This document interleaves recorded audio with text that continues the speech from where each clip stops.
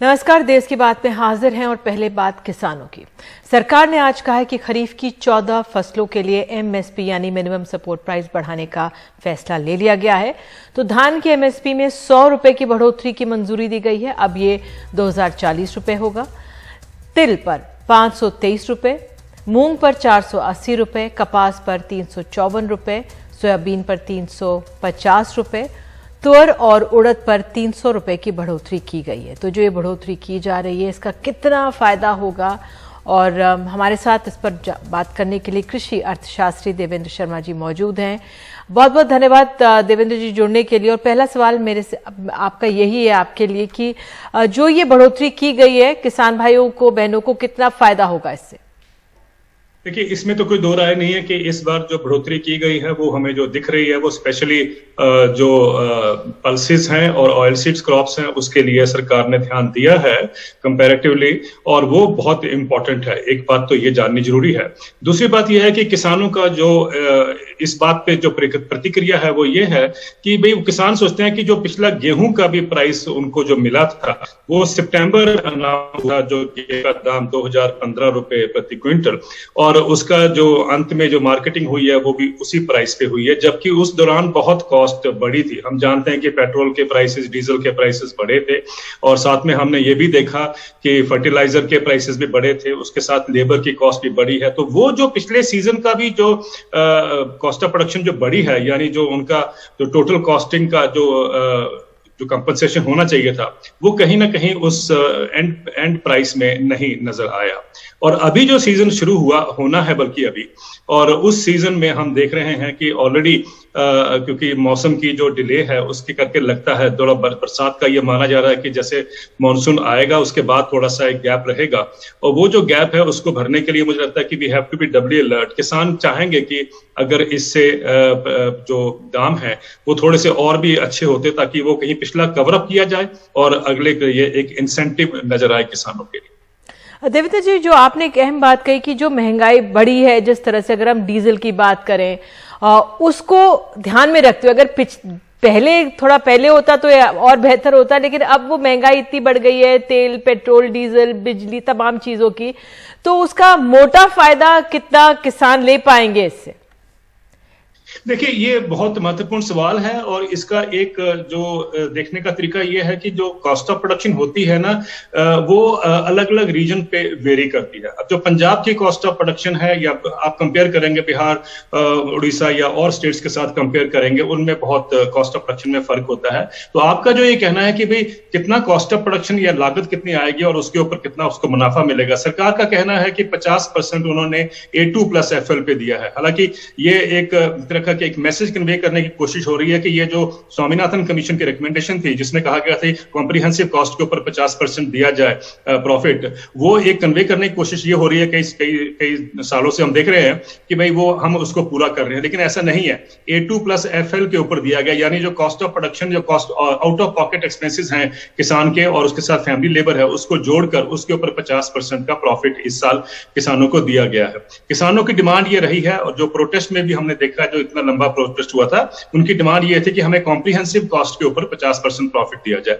ये अगर देखा जाए तो पिछले साल का जो सीजन था उसमें भी जो पैडी का प्राइस होना चाहिए था वो 2590 रुपए या 91 रुपए के आसपास प्रति क्विंटल बनता था कॉस्ट ऑफ प्रोडक्शन, अगर हम C2+50% देखें। तो ये एक जो डिबेट है ये तो रहेगी, लेकिन मुझे लगता है कि कम से कम हमें ये सोचना चाहिए कि हम किसानों का जो एडिशनल खर्चा जो हो रहा है, जो कॉस्ट जिस तरीके से बढ़ रही है, उसको हम कैसे एड्रेस कर पाए, पिछले सीजन का भी और ये सीजन का। बिल्कुल। और ये जो फर्टिलाइजर पे सरकार ने बोला है कि 2,10,000 करोड़ की सब्सिडी दी गई है, इसका भी फायदा मिलेगा किसानों को? ये राहत है इसमें, और कितने किसानों तक पहुंचेगी?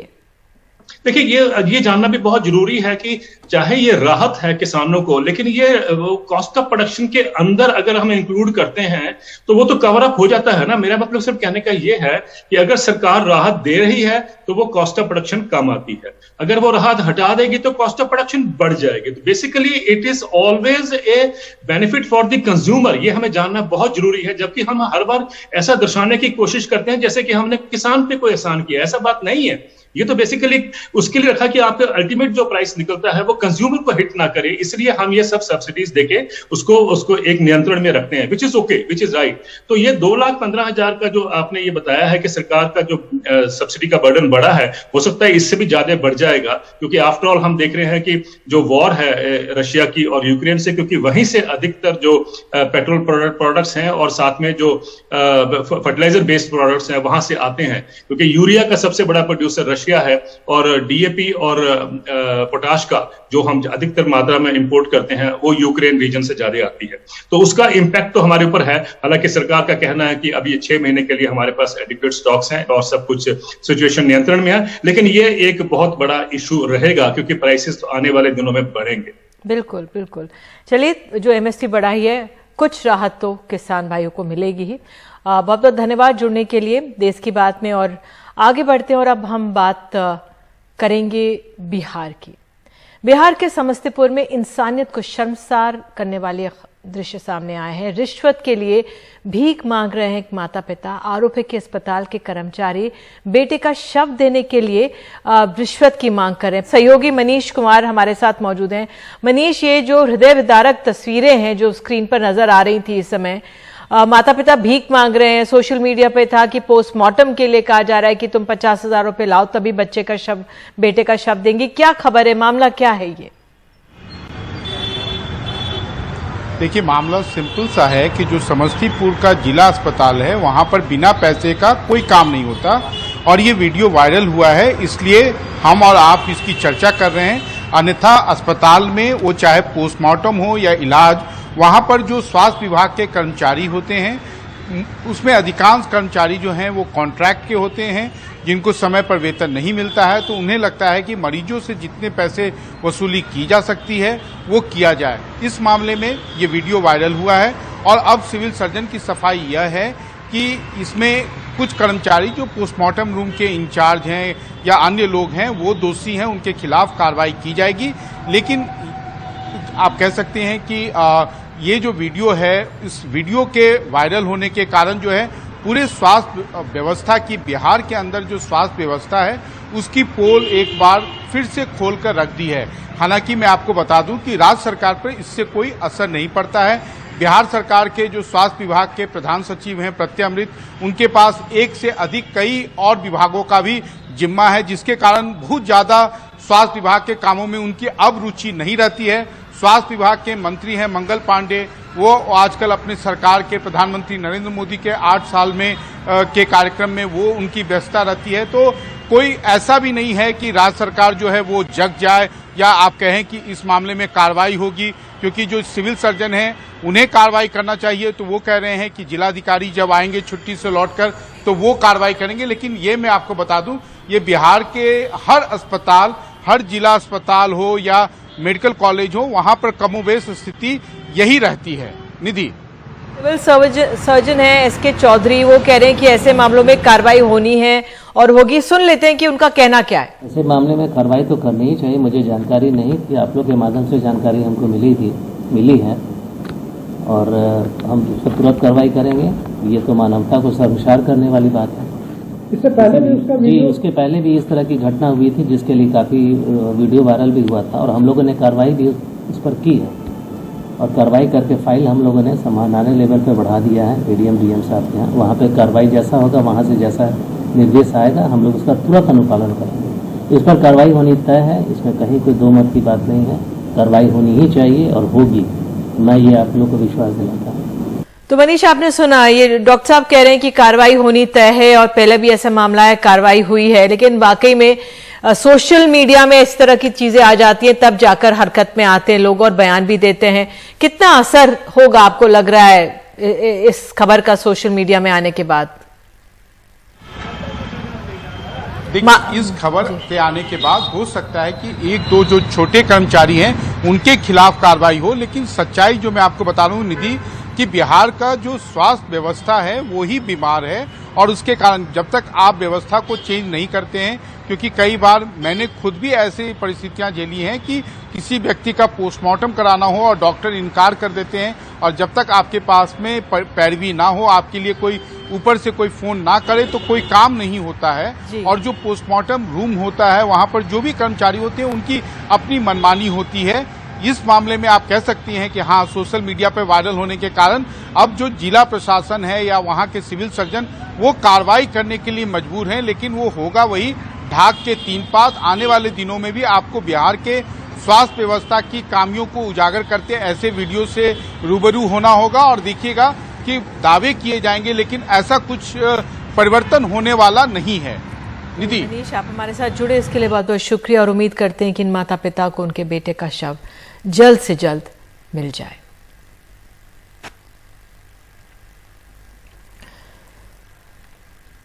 और देश की बात में अब हम रुख करते हैं उत्तर प्रदेश का, कानपुर हिस्सा में अब तक 54 आरोपियों को गिरफ्तार किया जा चुका है। पुलिस अब भी कानपुर के संवेदनशील इलाकों में अब ड्रोन से निगरानी कर रही है। हिंसा के 5वें दिन के बाद कानपुर में कह सकते हैं कि हालात सामान्य बताए जा रहे हैं, पर अब भी लोगों के जहन में बुलडोजर का डर बरकरार है।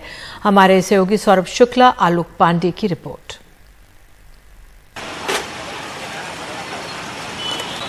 कानपुर के जिन इलाकों में हिंसा हुई वहां अब भी पुलिस ड्रोन से निगरानी रखे हुए है। दुकानें खुल गई हैं, ट्रैफिक चालू कर दिया गया है। धीरे धीरे माहौल सामान्य होने लगा है, लेकिन कानपुर हिंसा में कई आरोपियों की गिरफ्तारी पर सवाल भी उठ रहे हैं। जबरदस्ती का है उसको ऐसा कर देना, तो ये तो मतलब बच्चे का पूरा फ्यूचर खराब हो रहा है और हमारी कोई सुनवाई भी नहीं हो रही है। इस तंग घर में रहने वाले नर्सिंग के छात्र 19 साल के साजिद की भी इस मामले में गिरफ्तारी की गई है। पुलिस का कहना है कि साजिद हिंसा में शामिल था। क्या नाम है? लेकिन साजिद की मां का दावा है कि उनका बेटा निर्दोष है। तो फिर कैसे पकड़ के आए हो? ये तस्वीरें शुक्रवार की हैं, जिसमें पुलिस साजिद को घसीटकर ले जा रही है। साजिद चिल्ला रहा है कि वो निर्दोष है। हमारा बच्चा हो या कोई भी, अगर दंडनीय है तो उसको दंड दिया जाए, अगर नहीं है तो पुलिस कमिश्नर साहब से हमारा बार बार यही कहना है कि आप अपनी दृष्टि बना रखें और किसी बेगुनाह को ऐसी सजा न दें। कानपुर के इस क्षेत्र में हिंसा हुए अब 5 दिन हो गए हैं। जुम्मे की नमाज के बाद यहाँ हिंसा हुई थी पिछले हफ्ते। अब यहाँ शांति है, अगर आप देखें ट्रैफिक भी चल रही है, दुकानें भी खुली हुई हैं, लेकिन जो लोग हैं उनमें कुछ चिंता ज़रूर है कि आगे कुछ दिनों में क्या होगा। सवाल ये भी उठ रहा है कि क्या आरोपियों के घरों और जिन इमारतों से पत्थरबाजी हुई वहां बुलडोजर चलाया जाएगा। सूत्रों के मुताबिक इन इमारतों के कागज खंगाले जा रहे हैं, ये पता करने के लिए कि ये बिल्डिंगें वैध तरीके से बनाई गई हैं या अवैध तरीके से बनाई गई हैं। कानपुर प्रशासन ऐसी 100 इमारतों की सूची तैयार कर रहा है जिन पर बुलडोजर चलाने की तैयारी है, लेकिन कानपुर के शहर काजी ने साफ कर दिया है कि अगर बुलडोजर चला तो उसका पुरजोर विरोध होगा। वो नवैयत दूसरी थी, यहाँ की नवैयत शहर की दूसरी है। अगर इस तरह की कोई कदम उठाए गए तो फिर सर पे कफन बांध के लोग निकल भी आएंगे मैदान में।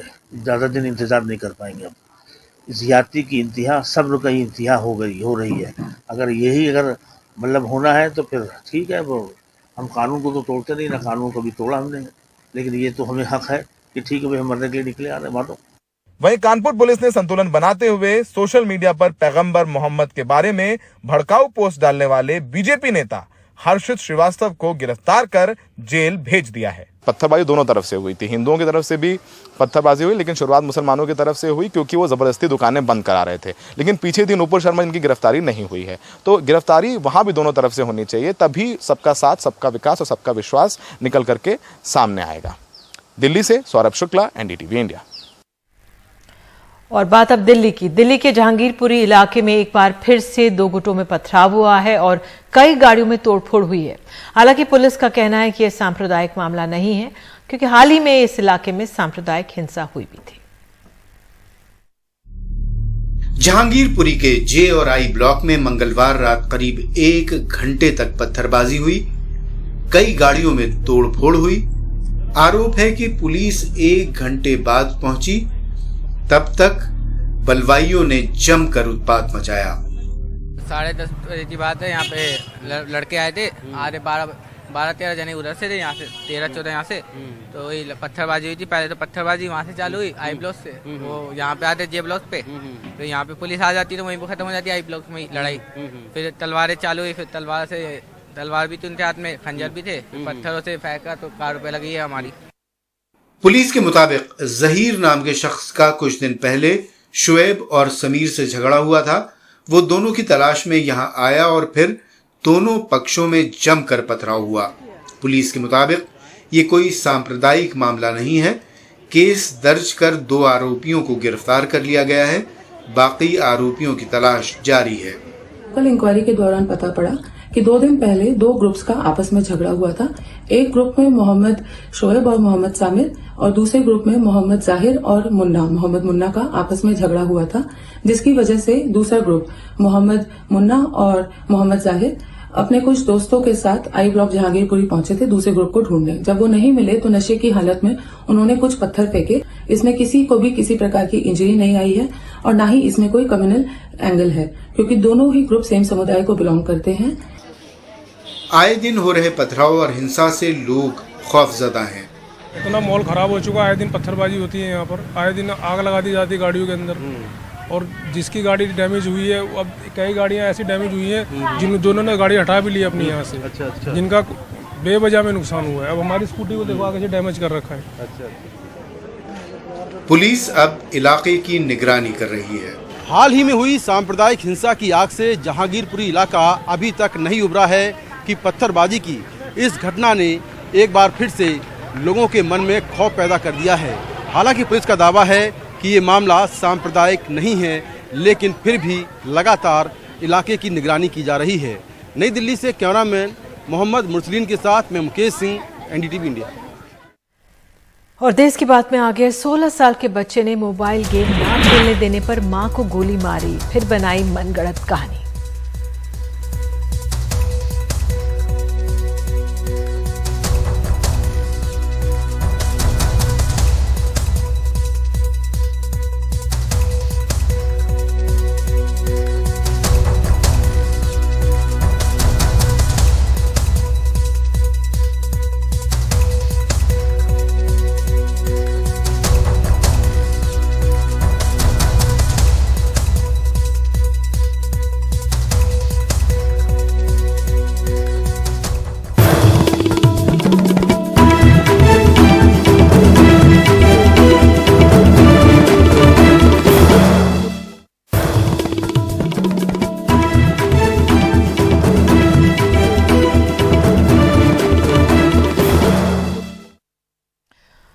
और देश की बात में बात अब लखनऊ की। लखनऊ से एक दिल झकझोर देने वाली खबर सामने आई है। लखनऊ में 16 साल के एक लड़के ने अपनी मां को सिर्फ इसलिए गोली मार दी क्योंकि उन्होंने उसे एक मोबाइल गेम खेलने से रोकने की कोशिश की।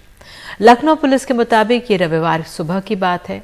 मां से बहस के बाद लड़के ने पिता की जो लाइसेंसी रिवॉल्वर थी उसका इस्तेमाल किया था।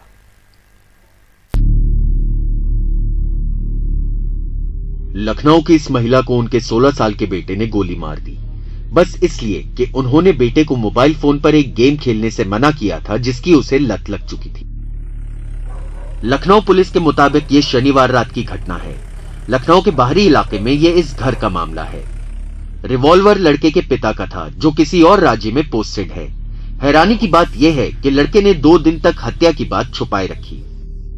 पहले उसने अपनी मां के शव को घर में छुपाए रखा और 9 साल की बहन के साथ भीतर ही रहा। उसे धमकी दी कि वो शोर न मचाए या किसी को फोन न करे। पुलिस के मुताबिक बदबू दूर करने के लिए लड़का रूम फ्रेशनर इस्तेमाल कर रहा था। जब बदबू असहनीय हो गई तो बेटे ने पिता को फोन किया और कहानी गढ़ी के घर में काम करने आए एक इलेक्ट्रीशियन ने मां को गोली मारी है। जो प्रिलिमिनरी जो इन्वेस्टिगेशन है, हमारी जो पूछताछ, उससे पता चला है कि ये लड़का जो है ये पबजी गेम का ये एडिक्ट था और इसकी मां इसको गेम खेलने से रोकती थी, जिससे क्षुब्ध होकर के इसने इस घटना को अंजाम दिया है। पुलिस की पूछताछ में लड़के ने अपना जुर्म कबूल कर लिया। ये इंसिडेंट बहुत शॉकिंग है और खासकर इस चीज़ पे फिर से फोकस लाया है कि किस तरह से ये जो अनरेगुलेटेड गेमिंग का एडिक्शन है, खासकर टीनेजर्स में, बच्चों में, इससे किस तरह की हानि हो सकती है। तो शायद पेरेंट्स के लेवल पे भी काफ़ी रेगुलेशन की ज़रूरत है और सरकार के लेवल पे भी अगर कोई और कठोर कदम उठाए जाएं जिससे इस तरह के इंसिडेंट्स प्रिवेंट किए जा सके। कैमरा पर्सन राजेश गुप्ता के साथ आलोक पांडे, एनडीटीवी इंडिया। और देश की बात में आपको आगे हम लेके चलेंगे मध्य प्रदेश। यहाँ पर आपको बताएंगे क्यों थम गई हैं यहाँ पर शहनाई।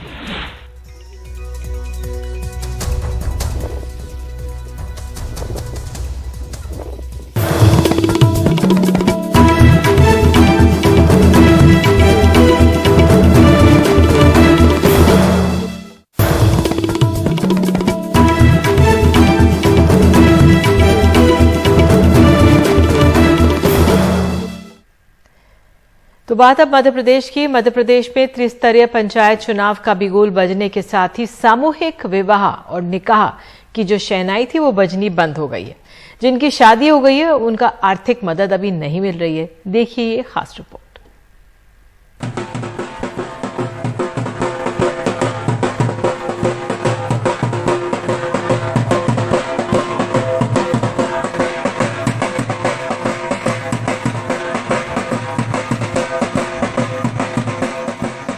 एक जून को खरगोन जिले में मुख्यमंत्री कन्या विवाह निकाह योजना में 892 जोड़ों का ब्याह होना था, लेकिन चुनावी बिगुल बजा, शहनाई थम गई। 3 तारीख को फिर संशोधित आदेश आया कि शादी हो सकती है, लेकिन नेता मंत्री नहीं आ सकते, यानी सरकारी आयोजन नहीं होगा। राजपुरा के द्वारका गागले की 2 बेटियों की शादी निरस्त हुई। अब वो कर्ज लेकर शादी की तैयारी करने में जुटे हैं। मगरिया की राधिका पवार की भी लगभग यही कहानी है। 30 तारीख को हल्दी लगने वाली थी और 1 तारीख को सम्मेलन था, पर हमें फोन आया कि शादी मतलब व्यस्त हो गई। तो फिर पापा और इन्होंने व्यवस्था करी, कर्जा करके दहेज लाए और फिर अब हमें अच्छा भी लग रहा है, बुरा भी, दुल्हन बने या ना भी बने ऐसा लग रहा है। कुछ नहीं इंतजाम कर पाएंगे, कुछ नहीं। मेरे पिताजी गरीब है और वो इंतजाम नहीं कर पाएंगे। जिन जोड़ों की पहले शादी हो चुकी है वो इस बात से परेशान है कि उन्हें योजना के 55,000 रुपए कब मिलेंगे। हमको मुख्यमंत्री योजना का लाभ चाहिए। हमारे माँ बाप ने जो भी पैसे खर्च किए हैं वो हमें वापस मतलब चाहिए। हमें योजना का लाभ नहीं मिल रहा और हमको लाभ चाहिए। माननीय मुख्यमंत्री जी से हम यह चाहते हैं कि हमारे माता पिता ने यह हमारा विवाह किया है, जो कर्जा लिया है, कन्यादान योजना से जो हमें लाभ मिलेगा उससे हमारे माता पिता कर्जा दे सके, इसलिए हमें लाभ चाहिए। मुख्यमंत्री कन्या विवाह योजना में प्रति कन्या 55,000 रुपए स्वीकृत होते हैं। 11,000 रुपए अकाउंट पे ही चेक, 38,000 रुपए की सामग्री आयोजन करता निकाय उपहार सामग्री के तौर पर देते हैं। 6,000 रुपए आयोजन करने वाले निकाय को मिलते हैं। बहरहाल आचार संहिता में फिलहाल इस रकम पर ताले डले हैं। विभाग को भी नहीं पता लाभार्थियों को मदद कैसे मिलेगी। विवाह पे किसी प्रकार का कोई रोक नहीं लगाया है। विवाह तो सामान्य वो व्यक्ति करें, केवल चुनाव आचार संहिता के अंतर्गत शासकीय आयोजनों पर रोक लगाया गया है। वैसे जो 38,000 का उपहार है उसमें LPG गैस कनेक्शन, 32 इंच का कलर टीवी, रेडियो, स्टील अलमारी, 6 फाइबर कुर्सी का सेट, निवाड़ वाला पलंग, रजाई, गद्दे, चांदी का मंगलसूत्र, पायल, बिछिया, सिलाई मशीन, टेबल फैन, दीवार घड़ी, स्टील के 51 बर्तन का सेट, प्रेशर कुकर और वधू के लिए 4 साड़ियां दी जाती हैं। कई लोगों का ये भी सवाल है कि सरकारी दहेज को क्या माना जाए, और शायद यही लालच है जिसकी वजह से सागर में NSUI के IT सेल के समन्वयक नैतिक चौधरी अनैतिक काम कर बैठे। 15 दिन पहले शादी की थी। पुलिस का कहना है कि पैसों के लिए दोबारा सामूहिक विवाह के मंडप में बैठ गए, जहां से पुलिस ने उन्हें गिरफ्तार कर लिया। वैसे तो दहेज प्रतिबंध कानून 1961 की धारा 6(1) के तहत दहेज सामग्री की सूची परिभाषित है, लेकिन ये लागू तभी होती है जब इसके निमित्त कोई मांग की गई हो। ऐसे में सरकार जो उपहार दे रही है वो इसके दायरे में तो नहीं आती, लेकिन फिर भी राज्य के मुखिया जो खुद को बच्चों का मामा कहते हैं, उन्हें सोचना चाहिए कि कहीं इससे दहेज प्रथा को परोक्ष रूप से बढ़ावा तो नहीं मिल रहा, और कहीं इससे समाज में जो पितृसत्तात्मक सोच है वो बलवती तो नहीं होती जा रही। भोपाल से कैमरा पर्सन रिजवान खान और खरगोन से आसिफ के साथ अनुराग द्वारी, NDTV India.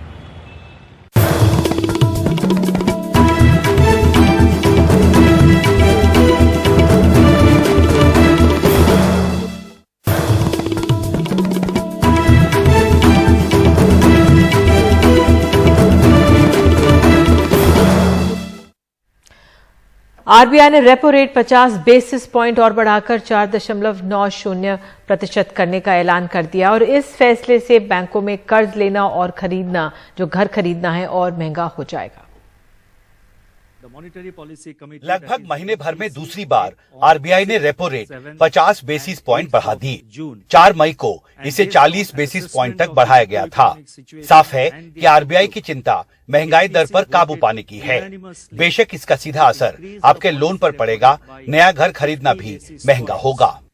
We will remain focused on bringing down inflation closer to the target and fostering macroeconomic stability. The Monetary Policy Committee, that is MPC, met on 6th, 7th and 8th of June, and based on an assessment of the macroeconomic situation and the outlook, the MPC voted unanimously to increase the policy repo rate by 50 basis points to 4.90% with immediate effect.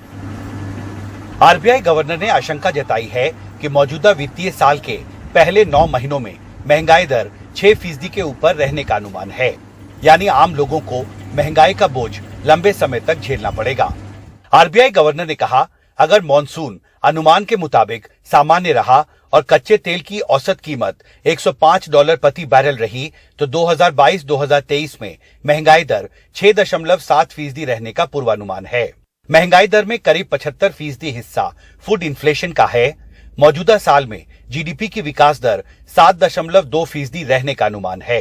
राज्य सरकारें अगर petrol diesel पर VAT घटाती हैं तो महंगाई को नियंत्रित करने में मदद मिलेगी। Reserve Bank of India has taken the steps which are needed for the economy, and as we have noted in the past since morning, and there are domestic challenges and more are larger ones are there in the global scenario. So these actions are a combination of that. So whatever it takes for monetary authorities as well as fiscal authorities, those actions are being taken. रूस Ukraine युद्ध को लेकर बढ़ती अनिश्चितता के बीच petroleum मंत्रालय की ताजा रिपोर्ट के मुताबिक क्रूड ऑयल की इंडियन बास्केट की कीमत 7 जून 2022 को बढ़कर $118 प्रति बैरल तक पहुंच गई। बुधवार को पॉलिसी रेपो रेट में 50 बेसिस पॉइंट की बढ़ोतरी के साथ ही आरबीआई ने पिछले करीब 1 महीने में पॉलिसी रेपो रेट में 90 बेसिस पॉइंट की बढ़ोतरी की है। जाहिर है महंगाई से निपटने की चुनौती बड़ी हो रही है और आने वाले दिनों में रूस और यूक्रेन के बीच युद्ध की वजह से अंतर्राष्ट्रीय तेल बाजार में कच्चा तेल अगर और महंगा हुआ तो आरबीआई और भारत सरकार को हालात को नियंत्रित करने के लिए और बड़े स्तर पर हस्तक्षेप करना होगा। दिल्ली से हिमांशु शेखर, एनडीटीवी इंडिया। और इसी खबर के साथ देश की बात में आज के लिए इतना ही। नमस्कार।